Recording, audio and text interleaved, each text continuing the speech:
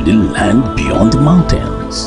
Through the Sahara, we bring on sport news, live analysis, expert discussions on trending stories in politics, business, socio-economy, sports, and documentaries. So catch all the updates on the happenings around the globe. Stay focused on the fact today, only on ATN.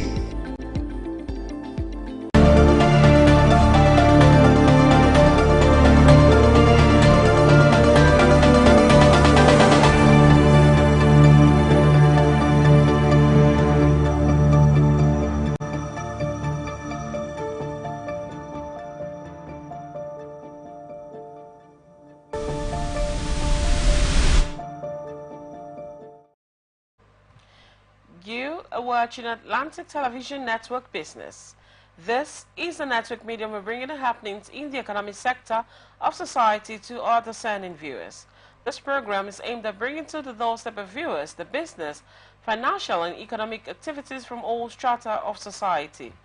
Its delivery is accentuated through the various stock exchanges across the world, news about government economic activities, private sector business activities laced with experts' opinions, stakeholders' analysis, and correspondence reports. First, the headlines. Stock market, equity market loses 2 trillion naira in latest bearish trends. Trade, UK goods exports to Nigeria dipped by 357 million euros. Report. Governance, federal government to restore 46 abandoned housing projects nationwide. And on hardship, Senator urges Tinubu to summon national stakeholders forum now. We'll go on a short break. When we come back from the break, we'll bring you details of these stories and more. From the line across the ocean to the land beyond the mountains, through the Sahara, we bring on sport news, live analysis, expert discussions on trending stories in politics, business, socio-economy, sports, and documentaries. So catch all the updates on the happenings around the globe. Stay focused on the fact today, only on ATN.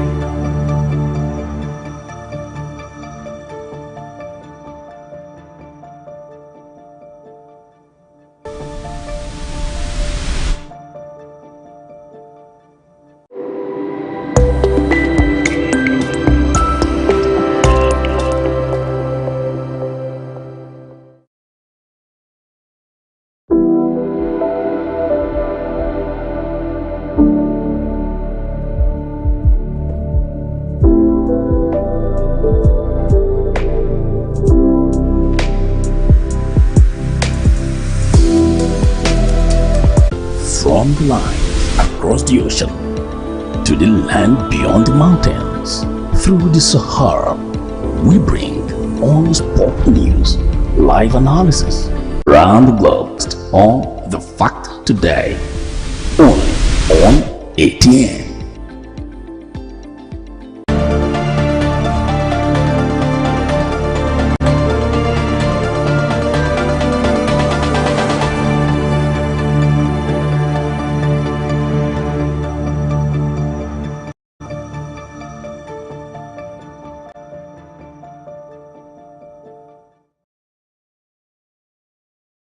On ATN network. Well, of course, we'll go straight to the news for the day. Well, stock markets. The negative trading pattern on the Nigerian exchange persisted into another week as investors lost 1.99 trillion naira. The all-share index and market capitalization shed 3.44% week on week to 102,088.30 points and 55.86 trillion naira respectively, on the back of weak sentiment which was spurred by higher yields outlook in the fixed income markets. The market has also witnessed portfolio rebalancing ahead of expected corporate earnings and the outcome of the Monetary Policy Committee meeting scheduled for Monday and Tuesday. Across the sectors, performance was largely downbeat as the movement continued across tickers. The insurance and industrial goods sector were the least performing indexes as they pared with the previous week's gain by 7.94%, trailing the banking index which closed the week in a weak region by 2.10% due to sell-off in some bellwether banking stocks. However, the consumer goods were 0.1% and the oil and gas sectors 0.01% experienced an upswing as investors showed further interest across those indices. Trading activities throughout the week were characterized by waning sentiments as a total turnover of 1.377 billion shares worth 31.58 billion naira was traded in 42,040 deals, lower than 1.559 billion shares valued at 36.50 billion naira. That exchange hands in 42,546 deals in the previous week. Measured by volume, the financial services industry led the activity chart with 960.519 million shares valued at 16.84 billion naira, traded in 19,669 deals, contributing 69.77% and 53.33% to the total equity turnover, volume and value respectively. The conglomerate industry followed with 115.241 million shares worth 1.51 billion naira in 2,859 deals. The third place was the oil and gas industry with a turnover of 80.86 million shares worth 1.72 billion naira in 2,726 deals. Trading in the top three equities, namely Guarantee Trust Holding Company PLC, FBN Holdings PLC, and Transnational Corporation PLC, measured by volume, accounted for 343.584 million shares worth 9.3 billion naira in 5,659 deals, contributing 24.96% and 29.86% to the total equity turnover, volume and value respectively. Last week, 14 equities appreciated lower than 35 equities in the prior week and 66 equities dipped higher than 51 in the previous week. 74 equities remained unchanged higher than 68 recorded in the previous week. At the close of the week, Julius Berger PLC, FBN Holdings, Keregu Power, and BUA Foods were investors toast amid the cherry-picking activities as their share prices advanced by 59.18%, 10.71%, 9.32%, and 6.27% respectively. The laggards for the week were Morrison Industries PLC, which lost 32.66% to close at 1 naira 67 kobo.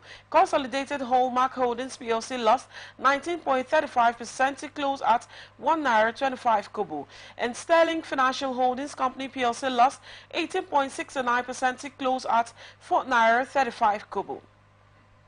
This week, players in the market expecting more corporate releases, which will likely lead to more portfolio rebalancing. The value United Kingdom good export to Nigeria has decreased by 21.2% or 357 trillion pounds at the end of the third quarter of 2023, according to the latest UK Department for Business and Trade fact sheet on Nigeria. The report stated that total trade in goods and services export plus import between the UK and Nigeria as of quarter 3 2023 was 6.7 billion pounds, an increase of 22.1% or 136 million pounds at the quarter 3 of 2022. The value of trade between the two countries as of quarter 3 2023 was the same as 2013 and near that of 2022, which stood at 6.9 billion pounds, which was higher than the previous 9 years. A breakdown showed that at the end of quarter 3 2023, total UK export to Nigeria amounted to 4.0 billion pounds sterling, an increase of 2.7% at 104 million pounds sterling compared to the previous year. Of all UK exports to Nigeria in the 4 quarters to the end of quarter 3 2023, 1.3 billion pounds sterling, 33.6% were goods, and 2.6 billion pounds sterling, 66.4% were of services. In the 4 quarters to the end of quarter 3 2023, UK export of goods to Nigeria decreased by 21.2%, or 357 million pounds sterling in current prices, compared to the 4 quarters to the end of quarter 3 in 2022, while UK export of services to Nigeria increased by 21.3%, or 461 million pounds sterling in current price, compared to the 4 quarters to the end of quarter 3 in 2022, part of the report said. For 2023, the report said that for trading goods and the UK export of goods to Nigeria decreased by 9.4% as of 2023 in current prices, compared to the same period the previous year. Similarly, UK import of goods from Nigeria decreased by 4.8% in current prices over the same period. Of the import front, the value of total UK import from Nigeria was 2.7 billion pounds sterling, signaling an increase of 1.2%, or 32 million pounds, compared to the end of quarter 2 in 2022. Analysis of the report showed that Nigerian exports to the UK were mostly goods, which value stood at 1.9 billion pounds sterling, 69.7%, while 17 million pounds sterling, 30.3% in services were imported. In the same period, Nigeria export to the UK decreased by 4.3%, or 85 million pounds sterling, compared to in 2022, while exported services from Nigeria increased by 16.7%, or 117 million pounds sterling.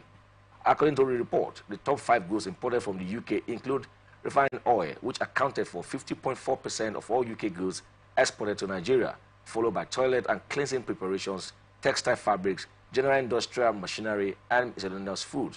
The top 5 goods that Nigeria exported to the UK during this period under review included crude oil, 62.6% of all UK goods imported from Nigeria, refined oil, gas, aircraft, metal oil, and scrap. The Federal Mortgage Bank of Nigeria has initiated a rehabilitation process to revive about 46 abandoned housing projects nationwide. The bank said this would be achieved through a partnership with Shelter Afrique Development Bank, a pan-African finance institution that exclusively supports the development of the housing and real estate sector in Africa.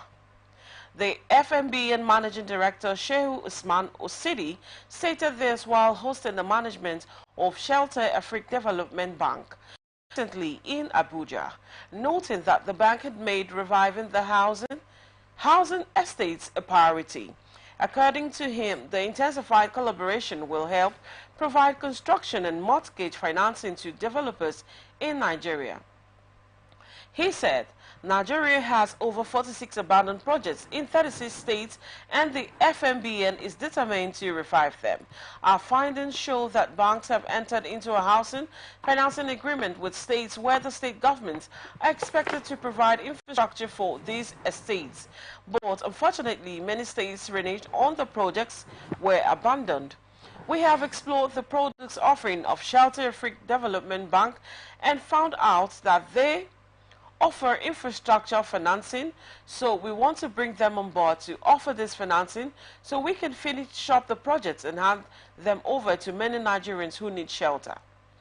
Osidi further noted that Nigeria, the second largest shareholder in the bank with about 15% holding, will explore areas of funding to achieve its target of delivering 100,000 housing units to Nigerians this year.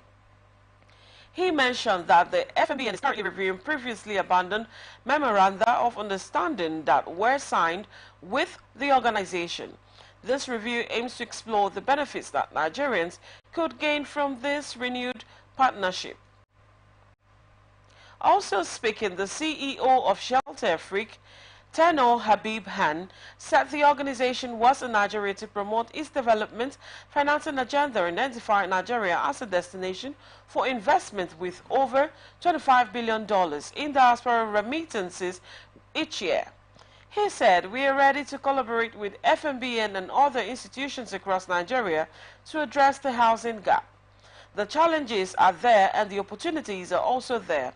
As a development finance institution, we are very well positioned to collaborate with the government of Nigeria And in this trip, we met all the leadership, including the Vice President of the Federal Republic of Nigeria, who is fully committed to driving the growth of the sector and invest more in the sector, knowing that housing creates jobs. Meanwhile, the bank has said it collected about 100 billion naira in remittances through the National Housing Fund in 2023. The NHF scheme was established by the Federal Mortgage Nigeria to facilitate the continuous flow of low-cost funding for long-term investment in housing through 2.5% monthly deductions from employees earning a basic salary. FMB and Managing Director Madu Heman stated this in his handover document obtained by the media.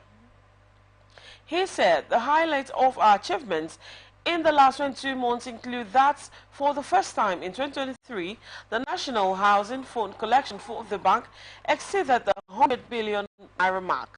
This is the first time in the history of the bank that the annual collection exceeded 100 billion naira. You have to think deeply about how you're going to be able to satisfy the demands of the numerous contributors to the scheme through various innovative ways of raising finance, which should include going outside the NHF, because if we continue to rely on the NHF, that would not be achievable.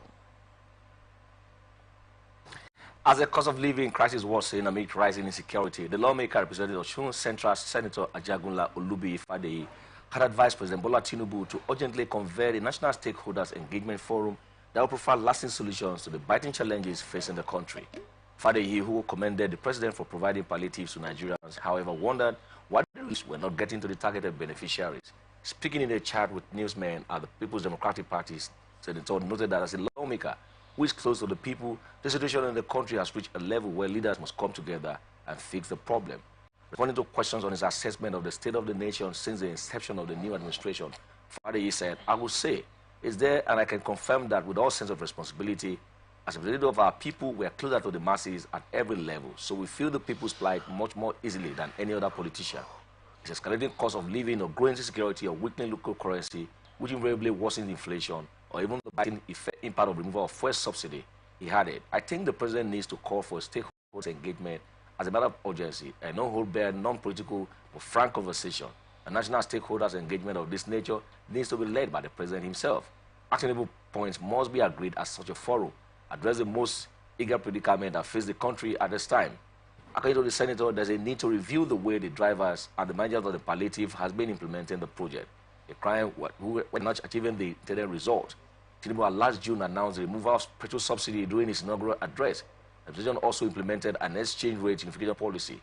The two policies seems not working. The president has promised the hardship will soon be over. However, the situation continues to appear unbearable to Nigerians. Nigeria's statutory body for the control, supervision, and regulation of the credit management profession, the National Institute of Credit Administration, has said that individuals and businesses should brace up for the new economic dimension in the country.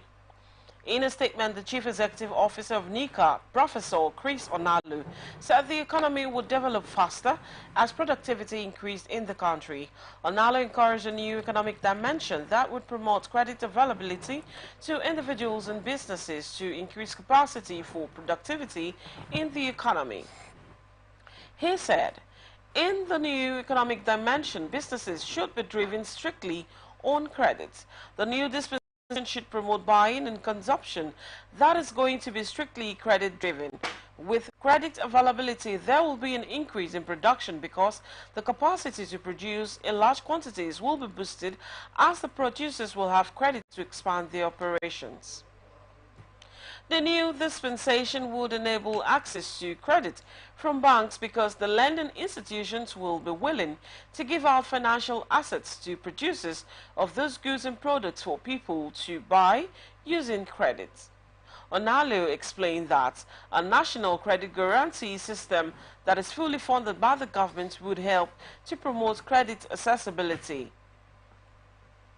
However, he added that when individuals and businesses have access to credit, it should be welcomed with integrity. President Bola Tinubu has created an economic advisory committee comprising the federal government subnational and the private sector. This resulted from talks between the president and key stakeholders at the State House Abuja on Sunday evening. The development came as the foreign naira exchange rate, rising inflation, and other economic headwinds have continued to worsen the cost of living crisis. Some of the prominent members of the private sector that made the list included Chairman of United Bank of Africa, Mr. Tony Elumelu, and the Chairman of Dangote Group, Aliko Dangote. Speaking at the meeting on behalf of the federal government, Tinubu said the goal is to provide additional effort in stabilizing the economy and ensuring the best for Nigerians. He said, let's look at what we're doing right and what we're doing wrong to bring life back to the economy. As I've said many times, the people of this country are only the people we have to please. And we are very much concerned from students to mothers and fathers, farmers, the traders, and realizing that every one of us will have to fetch water from the same well. We're looking for additional effort that might help the downtrodden Nigerians and will provide hope and reassurance that economic recovery is on the way.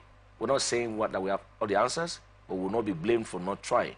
We assure Nigerians that we will do our best to get our Marshall Plan in place and fashion out the best economic future for this country. At the meeting, Tinubu discussed food security, job creation, and the exchange rate. Dangote, who was part of the private sector delegation on the committee, said Sunday's gathering stakeholders the opportunity to clarify the specifics of their roles in President Tinubu's renewed hope agenda. He explained, I think we have a very good meeting. What we'll discuss is generally about the economy, food security, and security of the nation. We'll discuss everything in detail. The Economic Presidential Advisory Committee, which has been set up, will look at all the issues and address them, coming from job creation and food security. So all these things have been discussed in detail. I can't give you all the details right now, but we are hopeful and we are a great nation. We have what it takes to turn around the economy, and we're going to do that.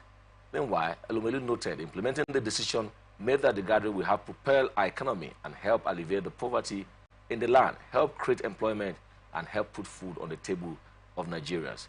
The chairman of the BUA group, Abdul Samad Rabiu, revealed that the committee held frank and exclusive discussions with the president on the foreign exchange rate, citing the recent volatility of the naira against the dollar. Rabiu said, we'll discuss on how to bring the foreign exchange rate down because we all know that what is happening regarding the foreign exchange is artificial, it's manipulative, and thank God the CBN is doing quite a lot.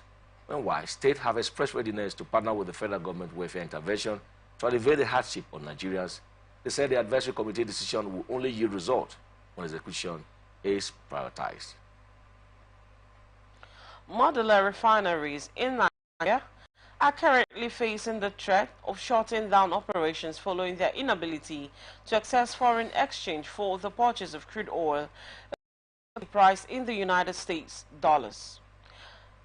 Nigeria has 25 licensed modular refineries with a combined capacity of producing 200,000 barrels of crude oil daily.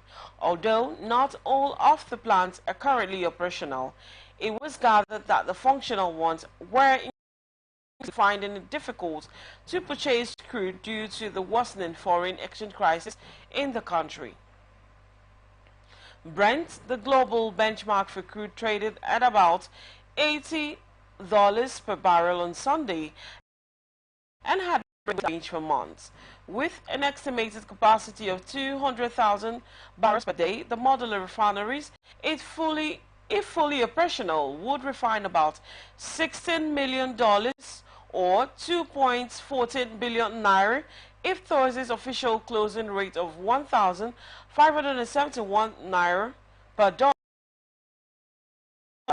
Annually, it means the modular refineries has capacity for about 73 million barrels annually, representing about $5.84 billion worth of crude oil. Facilities which produce automotive gas oil, popularly called diesel, dual-purpose kerosene or kerosene, naphtha, and black oil, are now finding it hard to make the refined products available to oil marketers for distribution to consumers. They explained that the scarcity of dollars had made it almost impossible for operators to purchase crude oil, as the modular refinery players and oil marketers demanded for the sale of crude oil in naira from the federal government. The modular refinery operators who spoke under the aegis of Crude Oil Refinery Owners Association of Nigeria also lamented that the federal government had not been able to keep its part of the bargain to the provision of feedstock to locals. All right, that brings us to the end of the business today for the segment. And of course, our interview segment comes up shortly. And guess who is our guest? When we come, I'm sure you'll be delighted to have our guests joining us. Please don't go anywhere. From the line across the ocean to the land beyond the mountains, through the Sahara, we bring on sport news, live analysis, expert discussions on trending stories in politics, business, socio-economy, sports, and documentaries. So catch all the updates on the happenings around the globe. Stay focused on the fact today, only on ATN.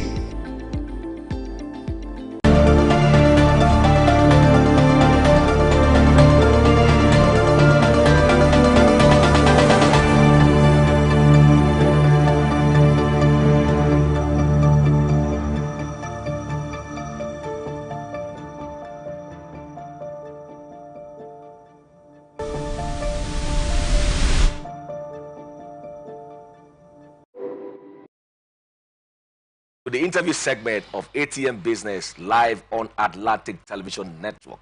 She and I were delighted to have Professor Charles Sylvia Opoala, the President, Garden City Business Premier School, joining us virtually this great afternoon. And of course, we'll be looking at two very important interview stories today. Number one is Forex. Professor, good afternoon and welcome to ATN Business Live. Thank you very much, Darren. How are you doing? Well, great, sir. Thank you for always being there for us. Anytime we call upon you. All right, let's go straight to the story of the day. The president of the Association of Bureau de Change of Nigeria, Aminu Gwadabe, has said that members of the association will consider mergers if the proposed guidelines for the operations go into effect. The CBN, in a draft paper titled Revised Regulatory and Supervisory Guidelines for Bureau de Change Operations in Nigeria on Friday, proposed an increase in the share capital of Bureau de Change operators for 2 billion and 500 million naira for tier and tier 2 licenses, respectively. Now, the currency operators were previously charged 35 million naira for a general license. Also, the Apex Bank will be mandating BDC licenses to holders to make contributions of 200 million naira and 50 million naira for tier 1 and tier 2, respectively. According to the APCON resident, the proposed cautionary deposit is not global practice, neither the BDC engaging in deposit-taking operations. He said there are some absolute figures that we're going to review and give our recommendation on those figures because they are high, and in some places, they're not even existent. If you're talking about cautionary deposit, there's nowhere in the world where a Bureau de Change is to pay cautionary deposit. Now, this is part of what we're looking at.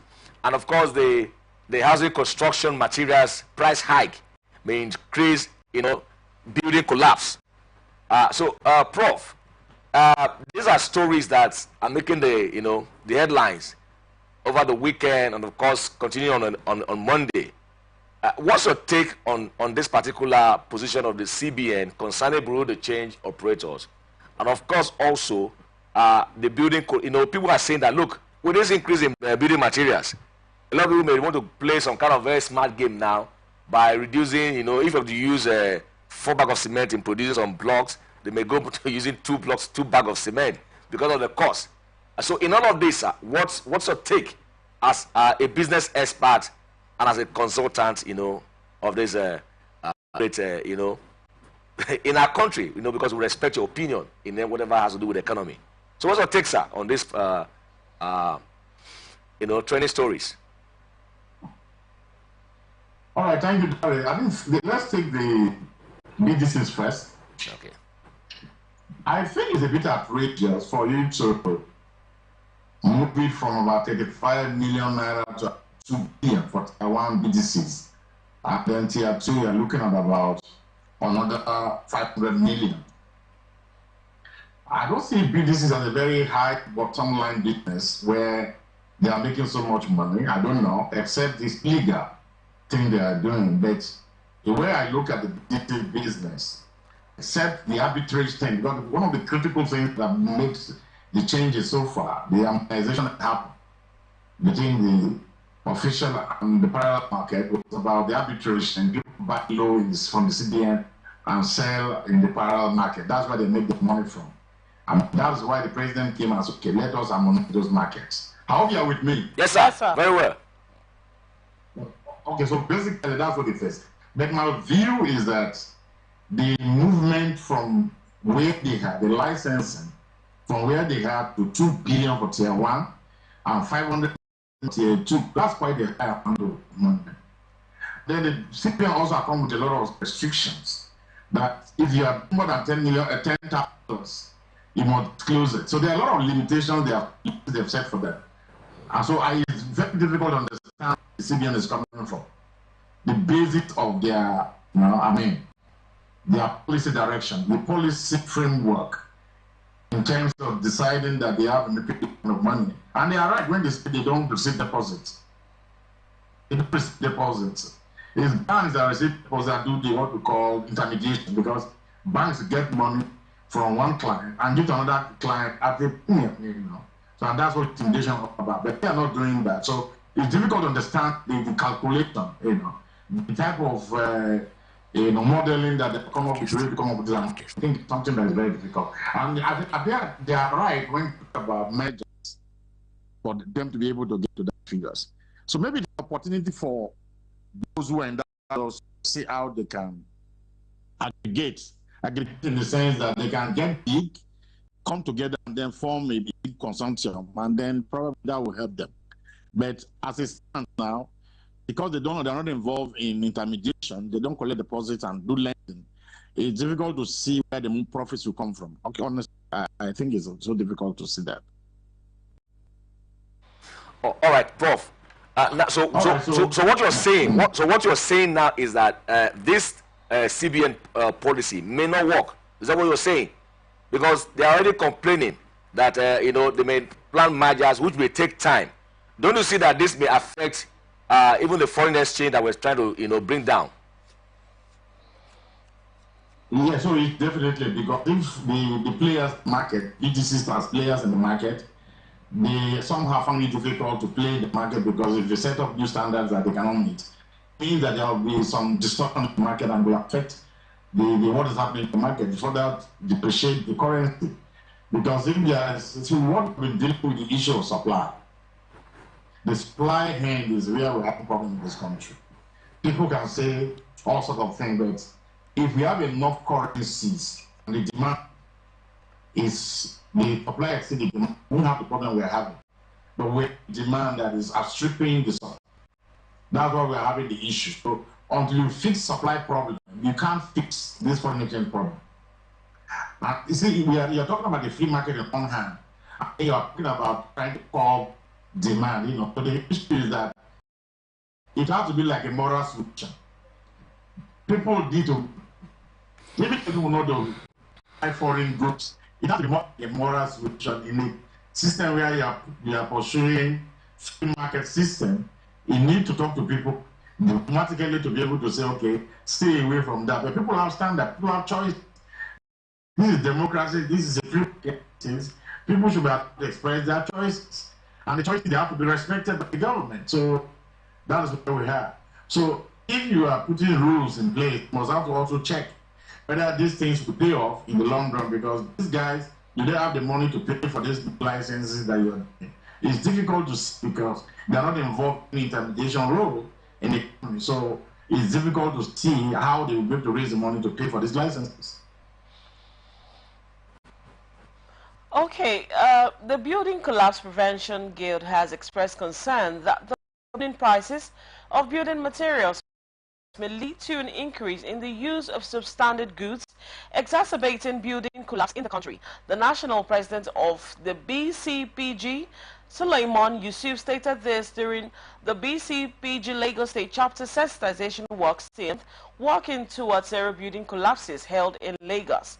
He said the expected rise in the cost of building materials such as cement, fittings and even wages for artisans and professionals in the built environment would eventually have a ripple effect that would see a further proliferation of substandard goods as more builders seek to cut costs by all means, and an increase in the patronage of quack professionals and untrained artisans.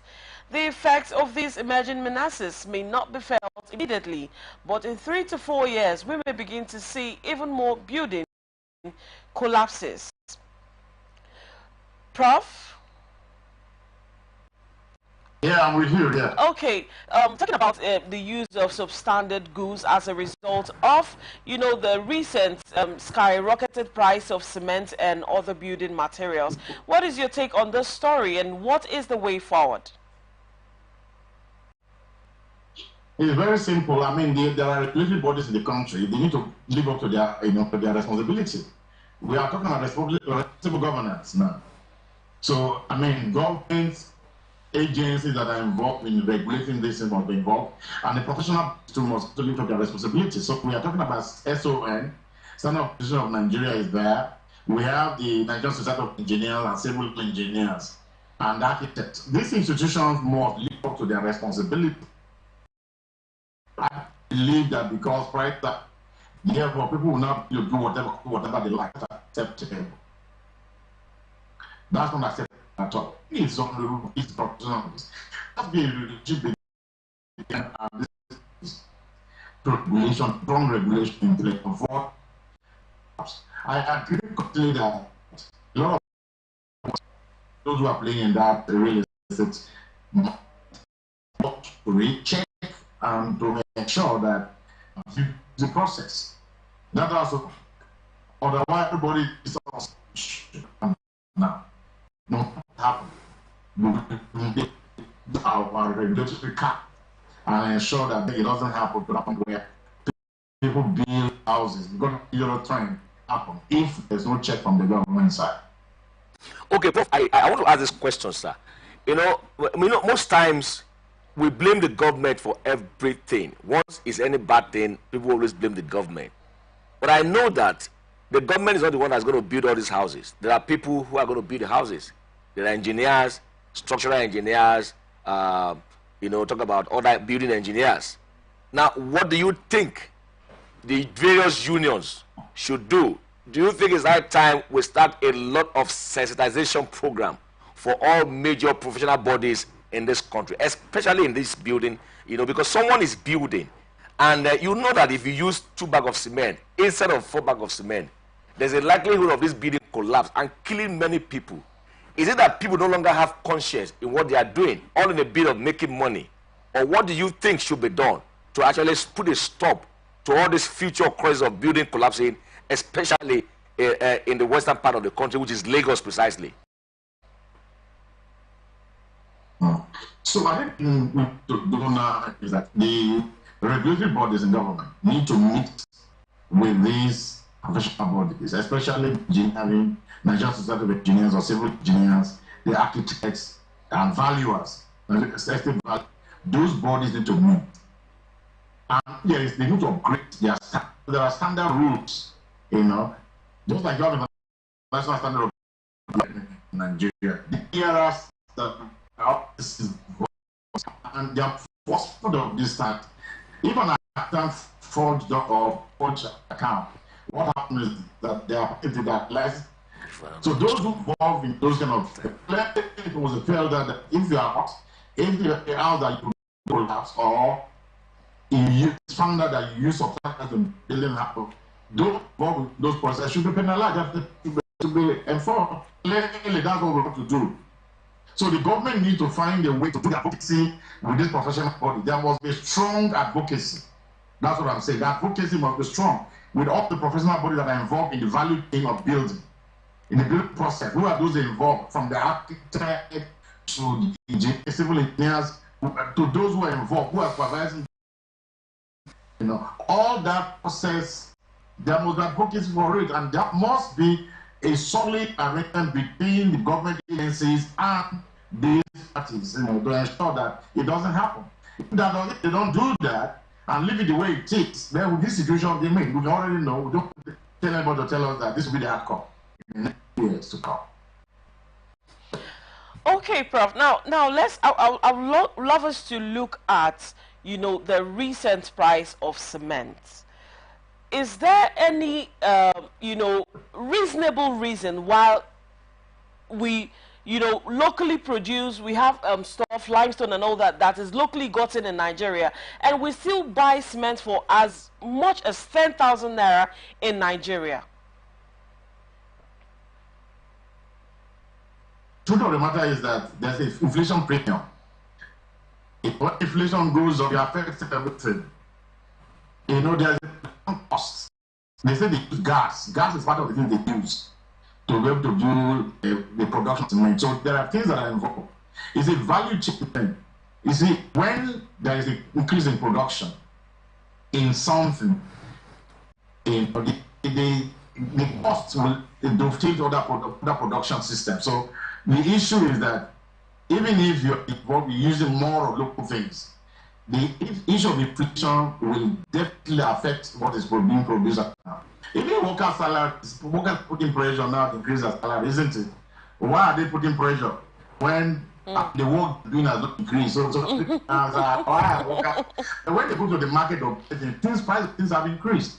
The workers want more salary so that they can, keep their living standards.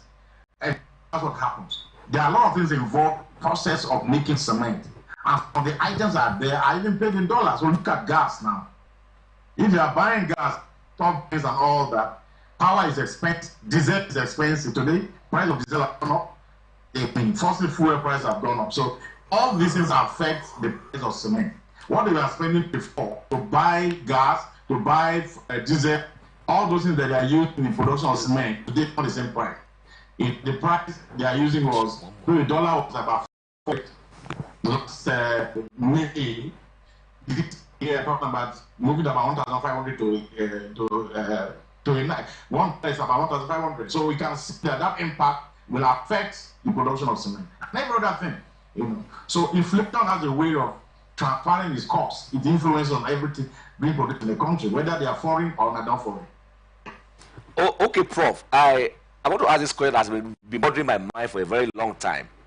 I don't know why should we buy products in Nigeria using US dollars? That's a question. For instance, crude, they cannot, buy whatever they want to buy because those things are being sold in dollars.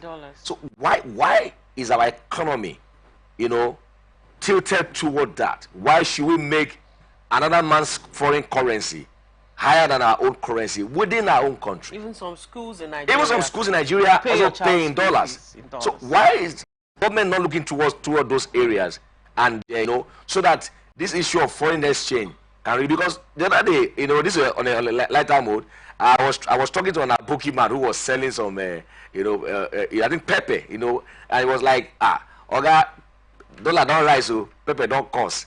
And I'm imagining what has dollar got to do with pepper.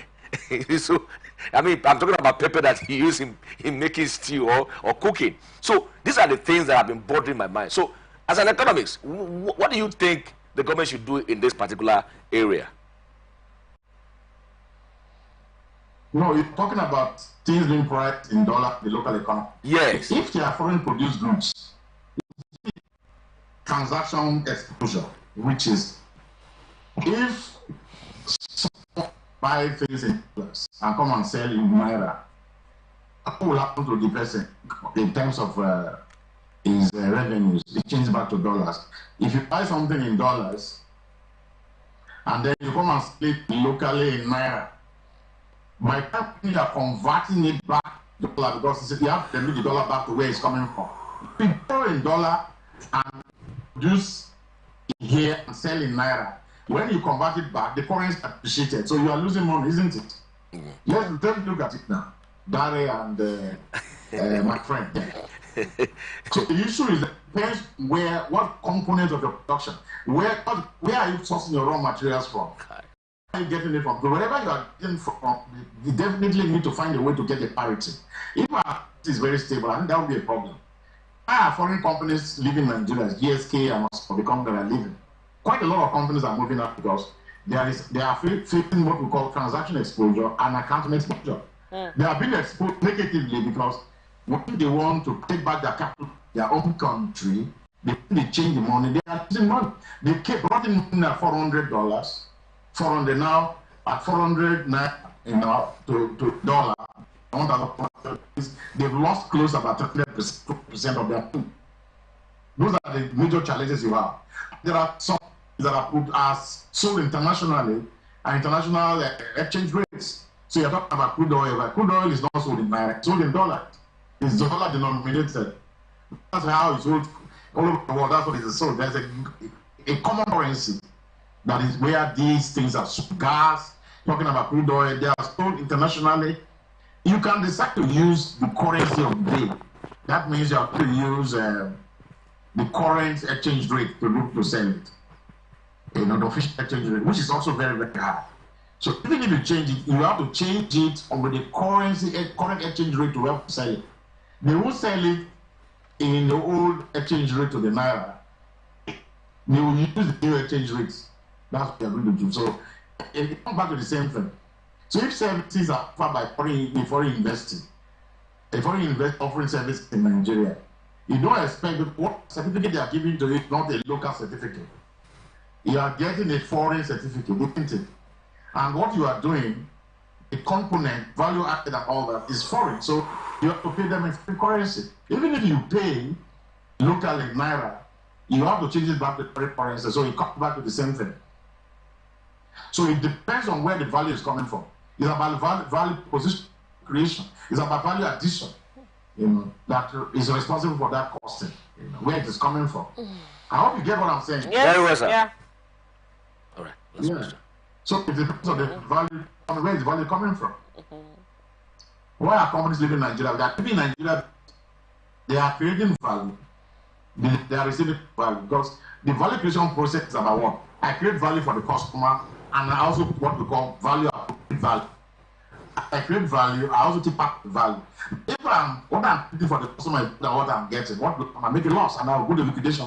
I mean, that's not what any business wants to do. So, I mean, these are challenges that we need to look at. Okay, thank you so much. But in conclusion, what is the way forward? How do we get the Naira to, you know, appreciate, you know, to make the standard of living of Nigerians a little bit easier? The truth of the matter is that Naira was undervalued, you know, because from what we're seeing now the truth of, in economic terms, that's what we call the Marshall condition. Now, Marshall condition is saying is that if value in currency, the extent where the current account becomes spot. The current account is where you have trading services, invisible transactions, like remittance and all that account. Now, by December last year, currency has been devalued because it is rotation of the currency. We have positive on our current account. We have to surplus for a very long time. That's for a very long time, the trade surplus. So we have now a situation where our exports are more than our imports. Do you get that? Yes, sir. So the exports are more than whenever the imports are exports than the import, your trade balance or your current account becomes surplus. We have experienced that in December. The second quarter and December we experienced that because the appetite of Nigerians to buy foreign goods has dropped because the currency is against them. So a lot of people are opting for even travel. People are not traveling the way they were traveling before. A lot of people don't travel the way they traveled before because tickets are expensive. So you discover that it has affected our appetite. The change in the currency exchange rate has affected the tendency for people to buy or patronize foreign goods. So now at the point where we have a point. So for us, I think two things can happen. One is to go back to managed floats. The government can begin to intervene now because having achieved its objective of the valuation of the currency and where the current account is now become the trade surplus is being achieved, the government can start to what we call managed float at this point. Because if you leave it like this, speculators are the one causing the problem now. The government's objective of putting us in a position where the current account is in surplus, they are having trade surplus, is good, but people are not expecting $9 to be keeping because they expect dollar to move to 2,000 to 50,000. That's where we are right now. We have moved beyond the point where that was also be demanding for more dollars. The reason why we are was people were in imports rather than exports. Now, what we've achieved is that we have more export than import. At this point, we can go back to managed flow. For that, I mean, And then if part of money flow, then the government is said to fulfill things right. We need to increase our oil production. Look at what is happening in the Niger Delta. You have a OPEC target to do 1.8 million barrels per day.